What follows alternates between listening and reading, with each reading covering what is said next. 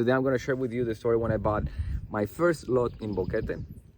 This story will have a special value for the persons that are buying a property that has a mortgage on it.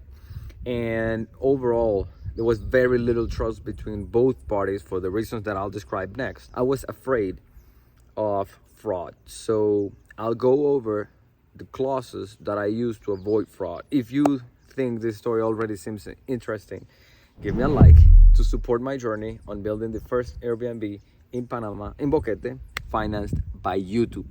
Through YouTube. I'll go over the whole process, finding a lot, negotiation, the contract elaboration, the law description, my future plans with it, and the price, which is the best part of everything.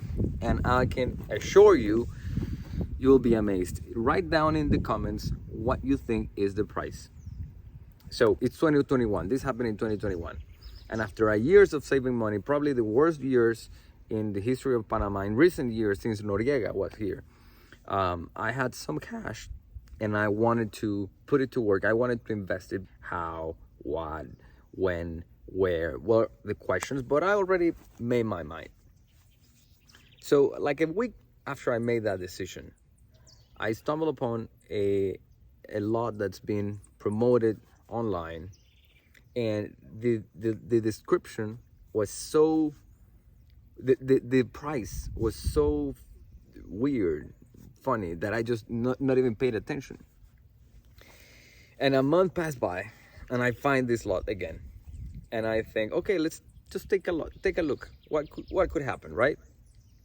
I go text the guy, we meet on the lot. This guy was not a real estate agent. He was, I think it was just a friend of the seller. And the lot seemed just too nice. It's 2.5 acres.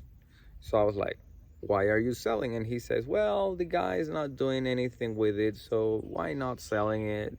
He just don't want to have it. It's inherited, you know, all those reasons. True reason was that the lot had a mortgage on it. And by then, the moratory time was almost finished.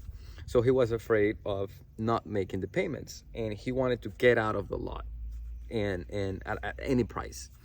So I asked for the property title, I asked for the plans, everything seemed all right. I go back home and I start to think, okay, what can I do with that lot? Just think about the possibilities of that lot. And I came to the conclusion that that lot was perfect for a type of project that I've never been involved before and have zero experience. Because of that, I started due diligence process, and I started to meet with architects, engineers that have experience in that topic, just to test how deep were the waters that I was getting into. And then I figured out, well, it was obvious that I need an investor.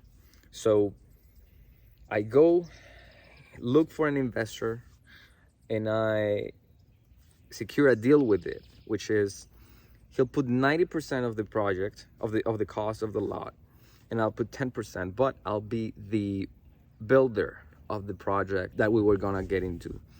And he was full aware that I had no experience in that, but he was okay with it. He trusted me. So we contact back the seller, the real estate agent, so-called real estate agent, and we meet at the lot. I say, okay, well, I wanna move forward. We agree on the price. We actually agreed to the asking price. And then next day I was supposed to get a draft of contract for the purchase of the lot. And it happened, I got it like 3 days later, and he immediately wanted me to sign. The situation that I'll be describing next happened while my investor and I had a very weak position negotiating the contract. I was like, let me review it, right? So we were in a back and forward, a daily back and forward. And every time that I got that lot, that I got the contract, he was so pushy. He's like, sign it, sign it, sign it. And I was like, okay, this is fishy. This looks, I mean, why so much pressure? And please write down in the comments if this is something that you've experienced before. Because he was so pushy, he even threatened and said to me, hey, I'm gonna call this seller and tell the deal is off because you're delaying the purchase. Like, come on, guy. And he did it. I mean, we talked on the phone, the three of us, and I was like, hey, I'll call my lawyer. We talked on the phone, the four of us. That raised my eyebrows, and then I wanted to put the safety clauses that I'm gonna describe next. So obviously he had a mortgage on it. So I said, okay, I'll pay off your debt. I need you to write a letter instructing the bank for them to give me the mortgage cancellation letter when I go to pay your debt. Quick note here, in Panama, when you have a property that is mortgaged, you own the property, but the bank has a legal impediment. And when you pay off your property, the bank gives you a mortgage cancellation letter for you to take to the public registry to lift that legal impediment. And now you fully own the lot and you have the full authority of the lot and everyone's happy, right? So he writes the letter, we take it to the banks agree, then he gives us in paper with the signature of the manager, the authorization and the agreement from the bank. So when we got the cancellation letter from the bank, we proceed to make the down payment, and the next day we cancel the debt. With the payment that we did, we made a check, the investor made a check, and we clipped, or I think we put it into an envelope. We put the authorization and the agreement from the bank. That process from the bank would take, I don't remember exactly, maybe like 3 weeks. When we get that cancellation letter in our possession, and in fact, because the offices in this province are regional and the headquarters are in Panama and the investor happens to live in Panama, he picked up the cancellation letter. So that was like an extra safety layer that we had. So when we got that letter, we proceed to make the third payment.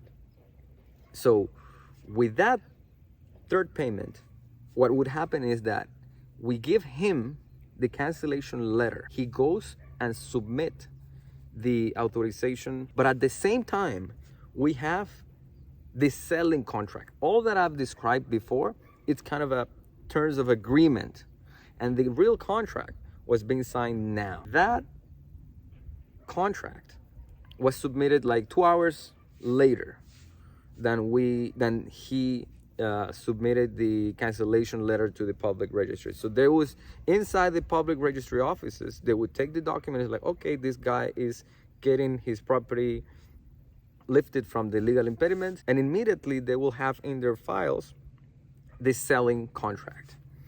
But the third payment would be conditioned to pay once we get the property title to our names. And the public registry took about a month. So between everything from when I found the lot, which was like what, February, probably in June, July, we got the property to our names. And that's it. That's the story. As you can see, I took no chances at all.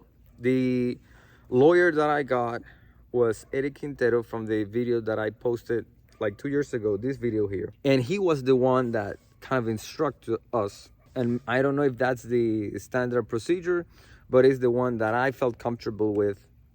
I've known Eric for like 10 years. So now the story is over. Let's take a look at the lot. Future plans. The fact that this lot is pretty flat gives us the opportunity to develop a neighborhood. We'll run a street through the middle of the lot, and then we will have houses at both sides of the roads. Lots will be of 1/8 and 1/4 of an acre, so there's free opportunity for the Panamanian market and for the expat market.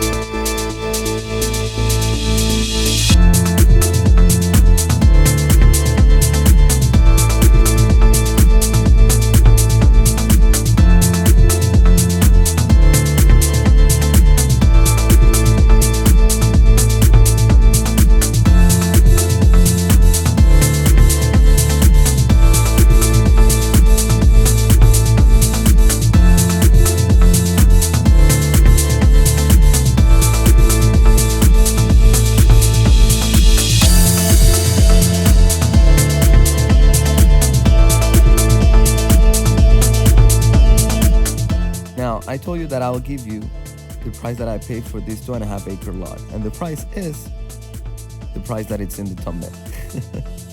See you the next time. Bye-bye.